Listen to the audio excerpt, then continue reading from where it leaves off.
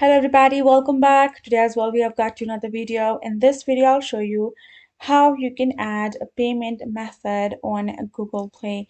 But before that, please do make sure to like our video, subscribe our channel, and yes, without any further delay, let's get into it.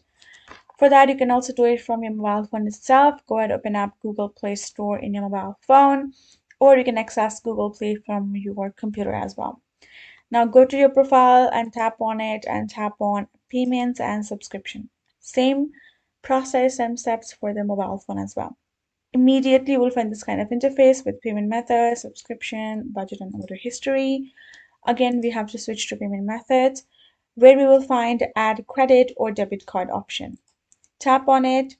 Now you have this many cards are being accepted by the Google Pay itself. Go ahead, add in the card number, make sure it's good, it's correct, so double check it, add in your month and your expiry date, right? And then add in your CVC number, add in your correct cardholder number, then add in your billing address accordingly, and tap on save, and there you go. Your card has been saved for later on in the purchase on Google Play. You can use it according to your need.